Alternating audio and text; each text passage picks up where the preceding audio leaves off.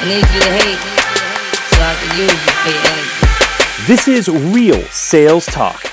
Real sales advice from real sales practitioners. Giving you tips on how to dominate your sales quota are your co-hosts, Sean Mitchell and Phill Keen.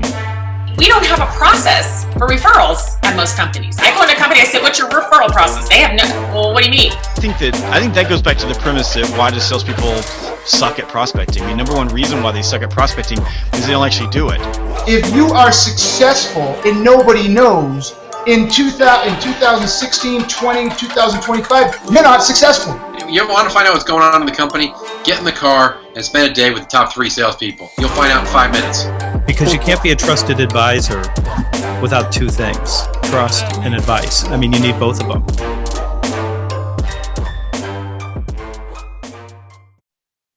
All right, what's going on, everyone? It's Real Sales Talk, and you may or may not know, before we introduce our wonderful guest, that we just finished Season 4 of Real Sales Talk. Holy cow, I can't believe it. We are 4 seasons in, now starting the 5th season. Phill, can you believe that we've this is actually, I think, the year anniversary that Real Sales Talk got started, so holy cow, crazy, huh? Amazing. Come a long way, and shout out to our friend Henry. Hey, buddy. Yep. You're always welcome to come back. We love you. So we should have him as a guest. He's doing some really good stuff. I've been following his stuff with home automation, so it'd be really cool to get an update from him. We should have him on soon. Yeah, definitely. So Season 5, we're excited. We have a lot of great guests starting today. Right, today's the episode of Season 5. Today is episode 1 of Season 5. It's great, and it's great to be on the second season with you, Sean. Yes. They went by fast. They went by really fast. It was fun. So let's jump into our guest for the very first episode of Season 5. We've got Kristin Zhivago, who I had to practice that one a few times. So hopefully I got it really close. Kristin, how are you doing today? Great, fine. Glad to be here. Thank you. Yes, absolutely. Super excited to have you on. Kristin is a co-founder of a sales and marketing company called Cloud Potential. She's also written a book called Roadmap to Revenue: How to Sell the Way Your Customers Want to Buy. And that's going to be the thesis of our conversation today, which is things have changed quite a bit with buyers and how they buy and how they prefer to be sold to. Let's jump into that. Talk about what exactly has changed and when that shift began, Kristin. Okay. Actually, it's been happening for a long time, since the web came out in '94, and then just became more and more consumerized, and customers got more and more information, got more and more control over the buying process. And the thing that's so hard for those of us who have been selling for a long time is that customers are now completely in control of the buying process. And we all nod and we say yes, and we understand that. And when we're buyers, we understand it. We know that it's boring to hear a pitch from somebody who's trying to take you back to the beginning of their pitch after you're like 5 million miles ahead of them, and you're down to just 2 questions, and you want them to answer those 2 questions, and they just don't do it. They refuse. They force you to go back. So we know that. We know about voicemail hell. We know about people who have sites and you go there and you can't get the answer. I mean, even on Amazon, you go there sometimes. You can't get the answer to the specific question you have. So as buyers, we're real frustrated, but when we turn around to sell, we want to do it our way, and we want to go down the path, and we put them in the funnel and all that stuff. There is no funnel anymore. People are like gnats. They're like ADDH or whatever, the HD, what is that? AD, whatever that is. Yeah, thanks. People just zip in and out. They pop in and out of sites. They go in, they say, nope, that's not it. Nope, that's not it. Oh, that's it. Okay, maybe I'll try that. And they research. They go through 2 phases in their research. One phase is, what is the solution I should be looking for? Sort of the discovery phase. And the second phase is, okay, now I've decided this is the way I'm going to go. Who has it? And I want to compare them. And at the very least, companies aren't recognizing that that is two separate types of content, two separate types of pitches and interactions with them. So marketing and sales are very tightly interlinked. So we're going to talk about marketing and sales today, because sales really should be supported by marketing. So all of that stuff is honestly more broken than I've ever seen it in decades. Do you think this is because there's a lot of senior people in sales leadership positions that have that's how they did it when they were a young sales rep in the 60s, 70s, 80s, 90s? Or are there some other factors involved in this old school approach to new school buying? Yes, all of the above. Now, what we've been talking about, my partner has a, we call him Joe, the web guy, Joe McKenna, has a radio show called the Digital Revolution Show. And we're calling it that because the last few years, because of mobile and because of the dominance of Google and sort of the access to everywhere to any data you want, and the fact that customers can talk directly to each other now. You go to look at reviews. You don't care what anybody says on their site. Like you go to a hotel and you want to say, all right, do I want to stay here or not? And you read a review and it's a moldy room, or, the service was terrible or whatever, or it had bed bugs. So, those are not things that people put in their sanitized marketing and sales copy. So what's happened the last couple of years is really a revolution, not an evolution. And especially people my age who have kind of been through decades of doing things a certain way, it's just not working anymore. And I have to tell you, as much as I've been a lifelong avid learner, I mean, I got into technology because I was fascinated. I want to learn everything about it. I was 17 years old selling machine shop tools or something. Even though I've been in tech and marketing all this time, I have to tell you, I've learned more in the last 2 years working with my partner who's 40-something and took a company from legacy to cloud and changed the whole way they operate. So let's not do a big RFP. Let's just create a prototype, do it, run with it, that kind of thing. This is mind-blowing for people, even 40-year-olds. I'd say anybody over 40, it's just like, excuse me, wait, don't we have to talk about this first? So that's happened. And then the customer has changed the way they buy so significantly that, I mean, they're just like miles ahead of us, and we're still sitting there in our windowless rooms, not talking to them, not understanding them, not getting what they need, and figuring out the conversation that they're having with themselves and with Google, because they're actually talking with Google. They're like, I've typed in 3 words, you didn't get that, so I'll put in a 4th word, and that's what I meant, and then they get what they need from Google, kind of thing. That has changed everything. So the real question is, what's changed, what's the same, and what do you have to do about it? That's where we are now. So I think you brought in an interesting dynamic of talking through all the things that marketing might be responsible for, and all the things that sales might be responsible for, and that line is definitely getting thinner and thinner and thinner. So in your opinion, how far does marketing go into the sales funnel in terms of the content being produced, and how much and what is sales responsible for to give back to marketing to adjust the message and to change things on the fly? And how do you stay agile as a company to adjust to your buyer? Well, there's actually a third answer to that question. And it's actually why I wrote the book. For decades, I was a revenue coach. So I would go into companies and help them increase their revenue. And nobody was talking to customers. Marketers were not interviewing customers. Copywriters were not interviewing customers. So they were just coming up with personas and all these ideas about what they thought, and they were wrong. They were really, truly wrong. So then the more enlightened ones would say, well, to the salespeople, what do you find out there? Now, on some level, the salespeople, and I've sold for many years, are with customers and they can give you some good feedback.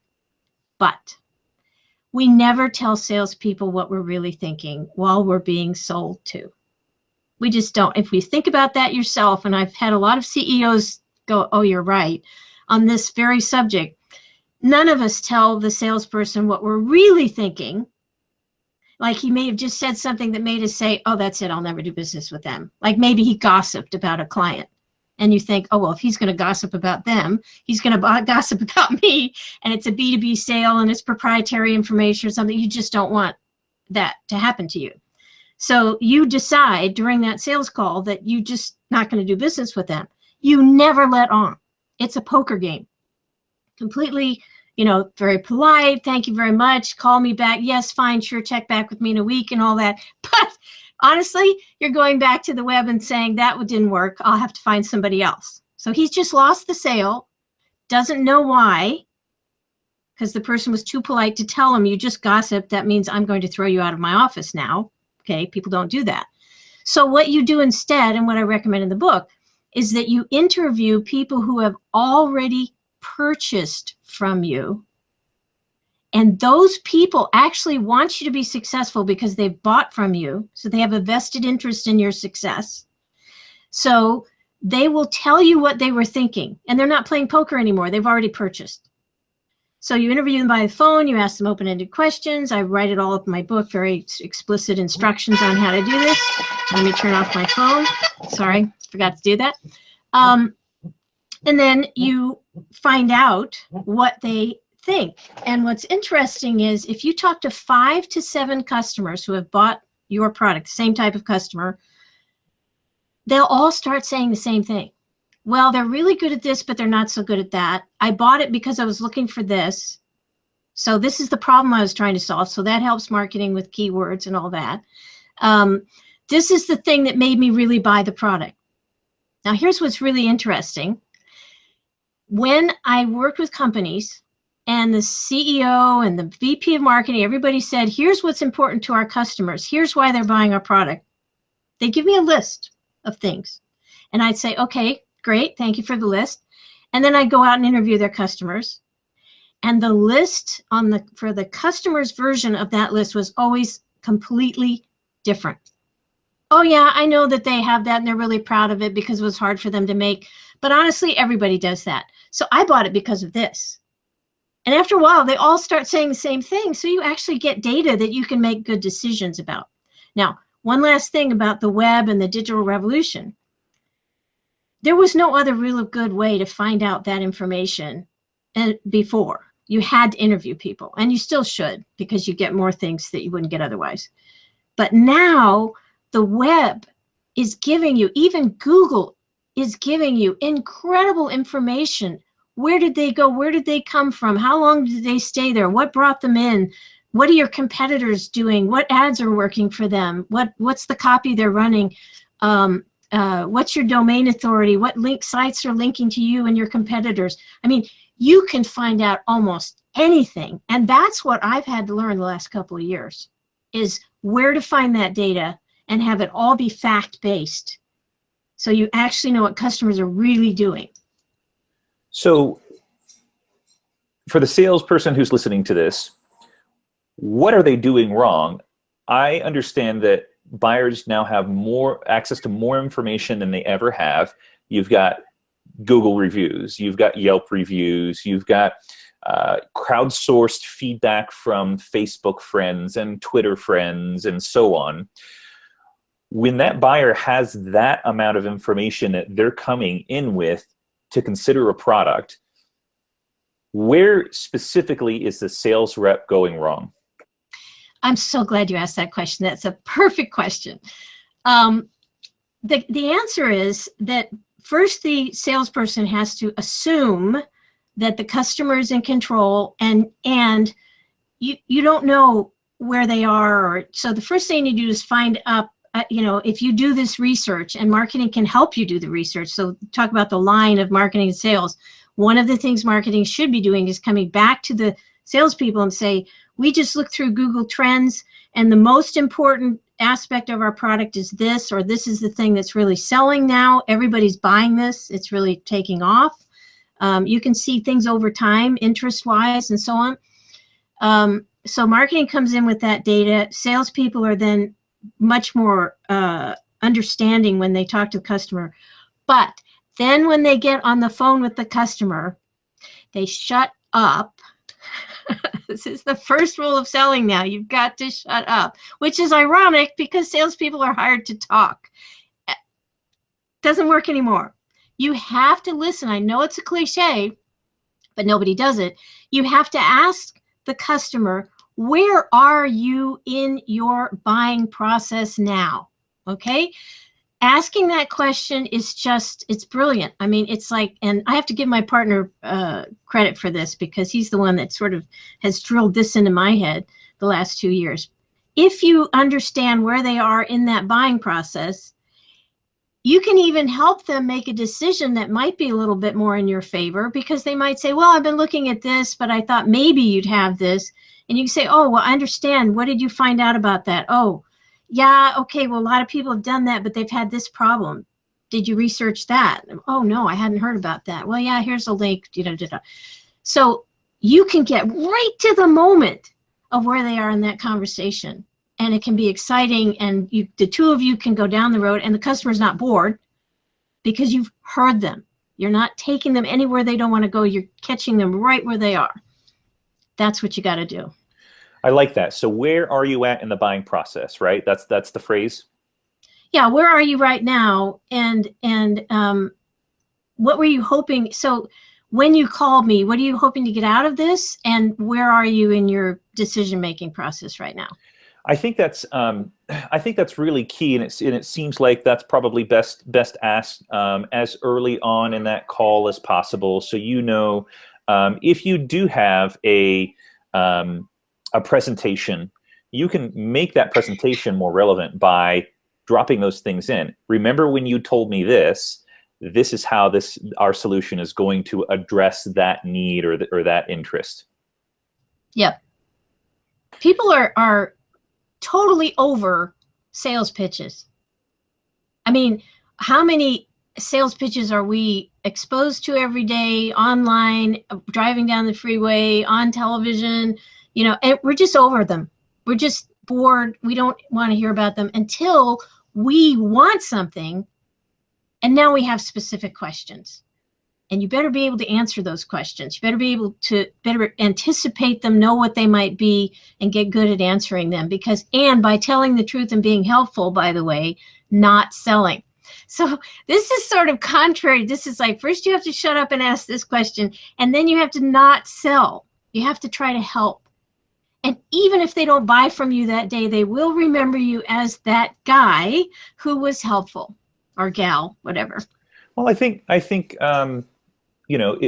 it comes across as someone who is more consultative, who's in their corner and looking out for their best interest. When you take the time in the very beginning to say, okay, this is not about me, the salesperson, but this is about you and helping you determine if this is a good fit. So what sort of things are you hoping to get addressed in this call or conversation? Okay, so let's say that you. But wait. I actually have to correct you on something. I wouldn't say I'm trying to find out if this is a good fit. I would even go back a step further. Sorry to correct you. No, go ahead. I'm an old lady. I can do that, right? It's more like you just have to say, all you have to say is, where are you in your buying process? And let them tell you, and they'll be okay. They'll understand you're trying to help them. People recognize that. I mean, babies recognize that from the first moment they're born. They know, this guy changes my diapers, this guy doesn't. Okay, I like this guy. So if you're trying to be helpful, people are like, oh, good. They're not going to sit here and try to make me dance to their tune. This is cool. So more power in the buyer's corner to be able to be more informed and make decisions. What's the next step? Once the sales rep knows what they're trying to get out of the conversation, what the buyer is trying to get out of the conversation, where does a salesperson go from there? It totally depends on the answer. And that's where you have to be creative and not formulaic. You have to listen and think, okay, and not listen to try to close, because that's also boring. It's sort of like we're in the age of unselling. It's more like, okay, I understand what you're saying. It sounds like you could do this, this, and this. Have you thought about any of those things? And one of them could be what you're offering. That's another way of looking at it. And the person could say, okay, well, I have thought about that. I rejected it because blah, blah, and da-da-da, which is why I called you, because I thought maybe you'd have this. Now, that's an open door. Now, there is one other mistake I see salespeople making. Even the most enlightened ones who do what we just talked about get that answer, and it's sort of like somebody who's listening just long enough to be able to respond rather than listening to understand.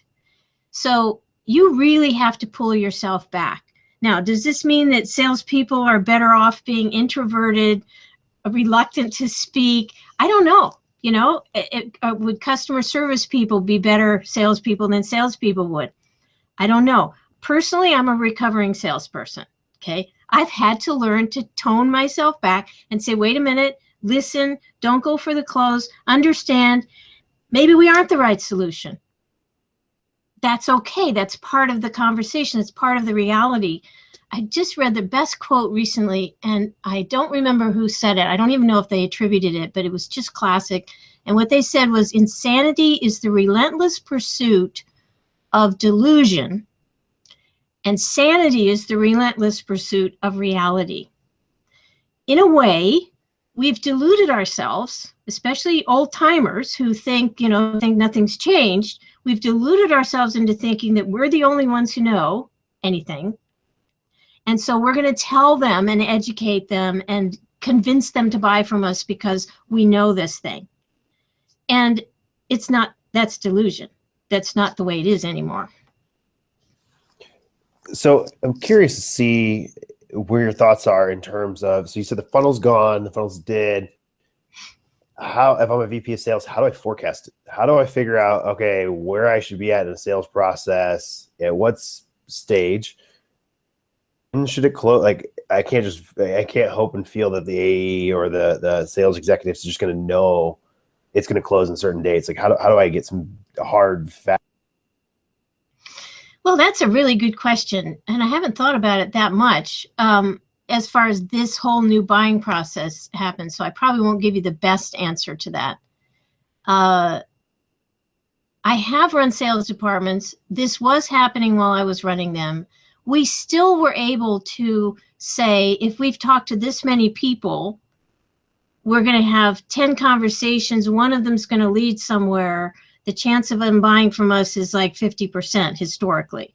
Now, that's historical, right? If you start changing your methods, you're going to have to measure very quickly and see if that starts to shift. So I guess the answer is watch your metrics and keep on top of them. If you start doing this better, hopefully that number is going to go up, but you still have to do what you're talking about. You still have to come up with a forecast. Interesting. And the second thing, earlier you were talking through this transformation of a buyer and how it's becoming more of a B2C or consumer. The buyers are now treating themselves more like a consumer, even in the B2B world. So what are things that companies can do in terms of future-proofing themselves, thinking 5 years futuristic? Like, how do they go digital today, or how do they go to the cloud? You're obviously been in technology for a long time, so that's probably where you're well versed. Like, what are things that as a sales team we should be thinking about?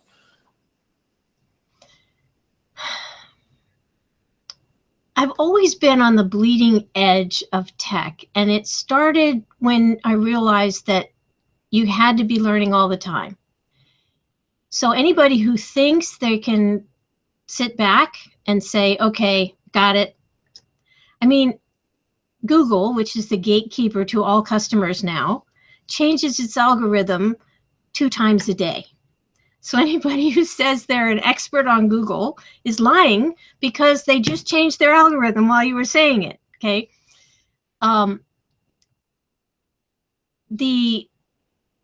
They also have 200 criteria that you have to be careful of. So what we've ended up with, my partner and I, is principles. We're actually writing a book on this. And we've got 11 now. My partner keeps coming up with a new one. I told him it's going to be a long book. But they're basic things like, in fact, I always have them in front of me because I'm always thinking about them. But one of the first principles is that wars are won with principles, not tactics. Marketers have been chasing tactics. Salespeople have been chasing tactics for years and years, and it's not getting us very far. Principles are what matter. So we're focusing on those principles, and they can guide you. Another principle is that everything starts with the customer. So if you don't get the customer right, you're dead, right? I mean, it's obvious. As a revenue coach, that's why I focused on customers, because if there's no customers, there's no revenue. But people forget that. They get in the company, you know, I've been a rent a VP, and you get in the corporate thing, and suddenly you're getting 200 emails a day that you have to answer. And, you know, you still try to get some sleep, right? So this is all has to be focused like a laser on the customer. Another thing is that there are 3 things you have to do, and this future proofs you. One is to meet customer expectations. Another is to meet Google's expectations, both of which if you don't do, you don't stay in business. And the third one is to meet revenue expectations. If you look at everything through those 3 lenses, things start getting more obvious and less confusing. And it's, again, all those tactics that really throw us off, and we kind of forget the big picture. We're all running around doing stuff, but we're forgetting the really big things that drive revenue. So you have to learn all the time, and you have to focus on principles. Go ahead. How do you talked about, and I like this. This is probably one of the good takeaways from our conversation. Listen not to respond, but to understand. And you kind of segued into the difference in personalities between extroverts and introverts. I think it's probably somewhere in the middle, like an ambivert. Very good. So what about generations? If you're a millennial or Gen Y or whatever the next one is after that, is it going to be easier to understand where the buyer's coming from since they grew up with the internet and doing these sort of things themselves? Great question. Okay, so one of the things that's really interesting about our company is that we have me, obviously, older generation, 40-something CEO, and many of the people we're hiring are in the 20s area, and 20s and 30s. And even in the book that we're writing, our writer who on staff, Sean, is going to be a co-writer with us on the book. So we actually have 3 generations writing this book, which is going to be very interesting. That being said, we actually hire for character, and character is about being humble, being understanding that it is about doing the best for someone else. Okay, that's the heart of our companies. We're trying to help people get through this digital revolution. I can't tell you how many businesses, it's very sad actually, how many business owners, excuse me, especially people my age, who have a company they want to stay in for another 5 or 10 years, and they want to pass it off to their children. Sorry, getting over a cough. And they don't get this new thing. They're really struggling with it. And so we help them by bringing in these principles and doing that. Now, here's what I worry about with the millennials or whatever generation's coming after. And that is that while you have the ability to determine what people need better than ever before, we're also in the age of selfies and social media and Instagram and look at me, look at me, look at me, look at me, look at me. My life is so dramatic. This is what I'm wearing today, Kim Kardashian. Okay. I mean, she gets on the front page of the paper almost every day because of what she's wearing or not wearing, as the case may be. Yeah. You know, so I worry about that because it is sort of a nothing else matters but my drama thing. Without the empathy, without the golden rule, without, you know, the having the heart, and not just sort of the weepy, watch the all kittens and puppies on Facebook, but real, true, okay, that's a problem you're having. How can I help? Without that, this all falls apart. And the millennials or anyone else, I don't care what generation you're in, if you don't take care of people, really, truly care about them, they're going to know it and they're going to reject it.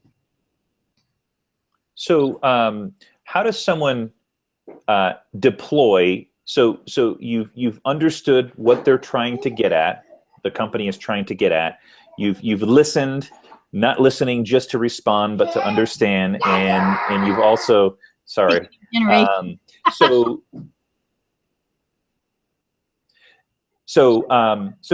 you've listened to understand. What happens when you've got someone, you've been through the whole process, you've made the presentation, you've aligned their interest and needs with the product or service or not, and determined that it's not a good fit.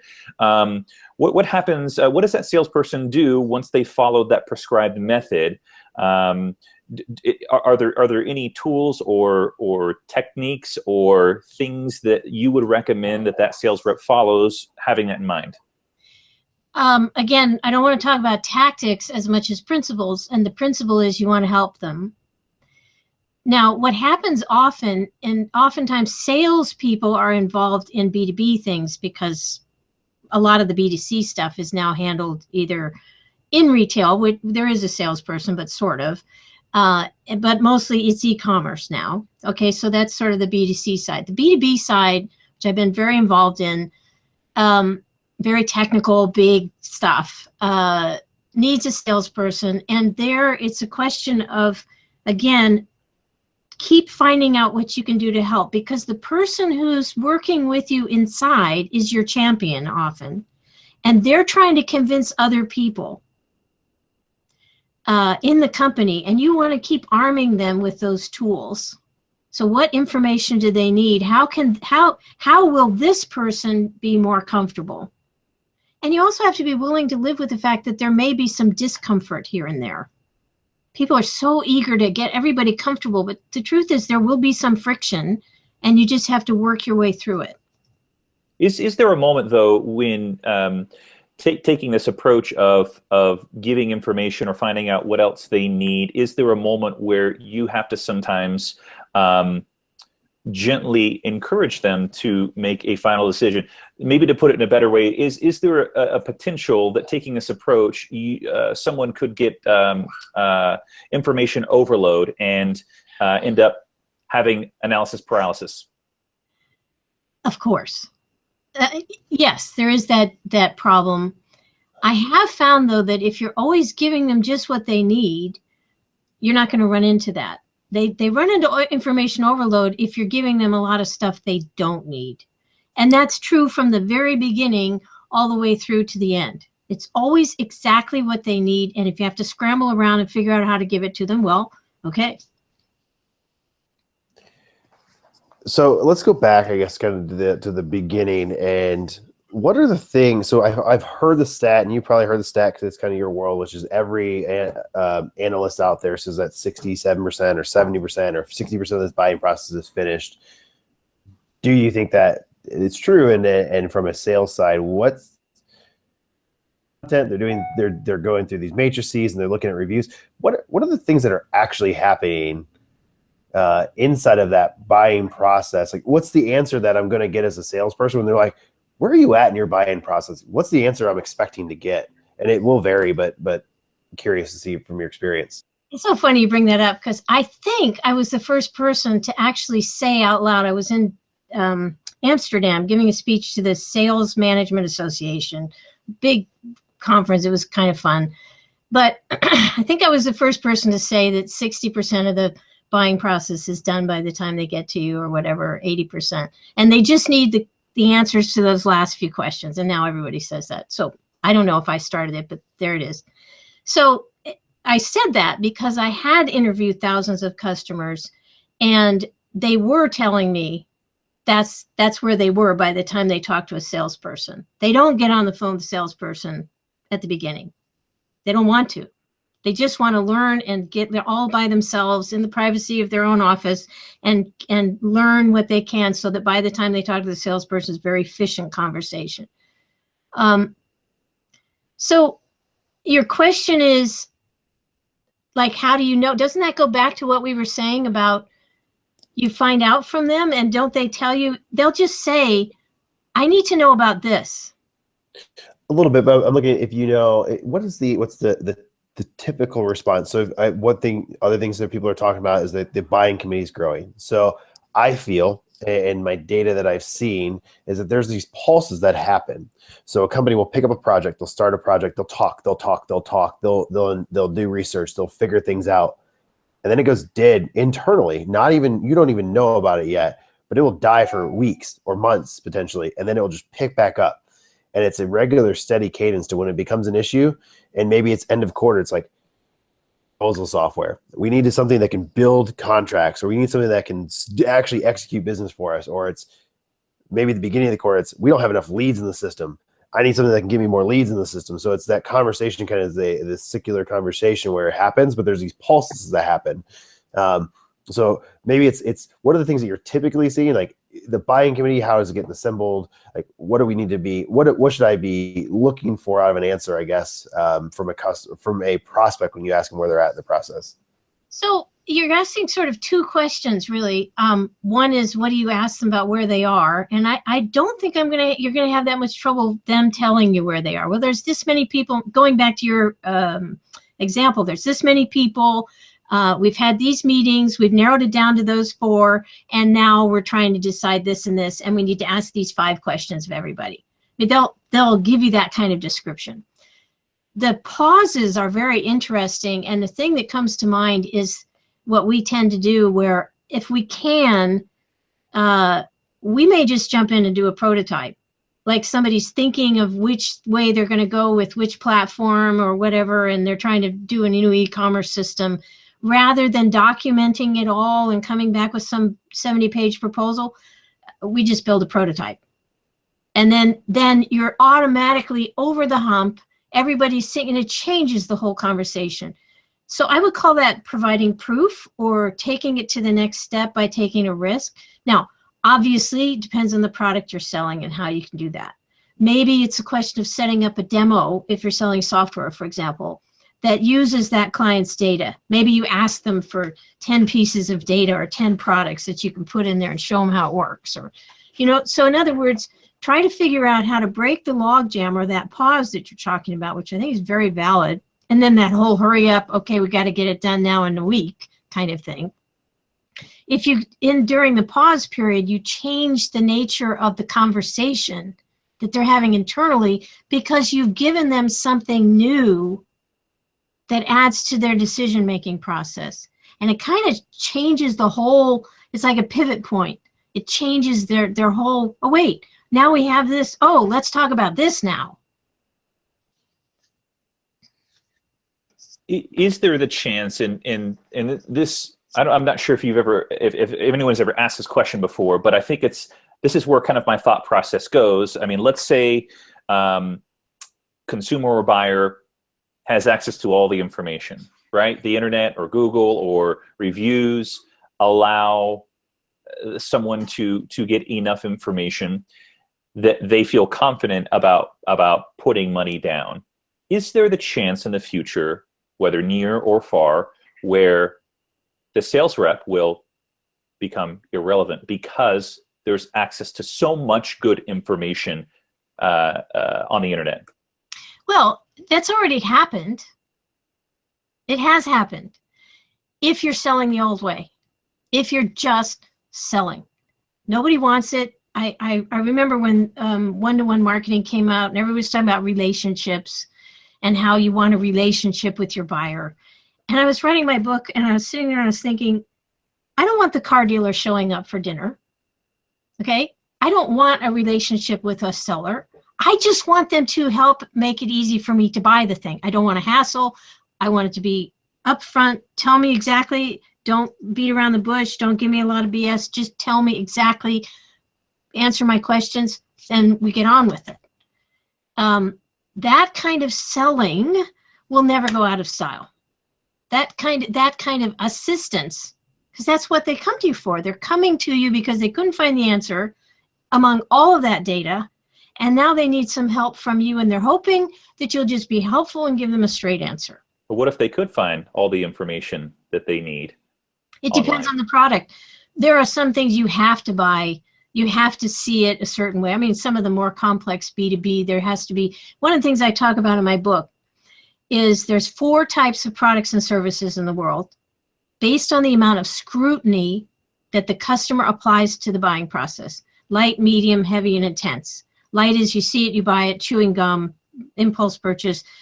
Medium is clothing, things like that. You ask a few questions, you buy it. Heavy is there's a salesperson, there's a contract, there's another person involved, like you're buying a house and your mate is involved. And then intense is all of that, but you get married. It's a long-term contract, okay? The problem I saw before I was writing the book and all those lists being different for the customer versus the company is that they weren't realizing which type of product they were. And so they were producing newsletters on how to chew gum. Not relevant, not helpful. Once you understand where you are, and every company knows when I've given speeches on this, people always know where they are on that right away. Oh, we're a light impulse. Well, then you know, you just answer these few questions, you're done. Or no, we're over here. We need to have all of this stuff ready and waiting for wherever the client is in their buying process, or the company or the customer. It's awesome, Kristin. It has been a absolute pleasure. So Same where here. do we find you? So I want more information. Where do I find you? A book? How do I find your book? Okay. How can I get in touch with your company? Okay, so cloudpotential.com is our main company. We have several other companies as well, but that's our main sort of help people over time with their whole digital presence environment, how they're selling and marketing to their customers. We also have the Digital Revolution Show, which is my CEO, Joe the Web Guy, talking every Saturday about all of this from business perspective. And my book is on Amazon, Roadmap to Revenue. And if you just type that in, you'll see it. Again, a lot of people have told me it's, even now they're reading it, it's still relevant. But I wrote that way on purpose. But it will help you understand the customer's buying process in ways that you just had never thought of before. So those are the ways: Cloud Potential, Digital Revolution Show, and Roadmap to Revenue. So, audience, leave them with one last thing. What's the if you could take away anything from the show, what's the one thing you want to take away from the show for the Real Sales Talk audience? Don't sell. Listen. Ask questions. Be curious. Be the one asking the most questions. The one who asks the most questions, as my CEO says, wins. Very good. So you have a Real Sales Talk audience. Thank you for a great episode. Being the first guest of season 5. We're going to continue this. Yeah, thank you. So it's going to be fun. And Real Sales Talk family, we'll see you in the next episode. Thanks, Kristin. Bye-bye. Bye. Thank you.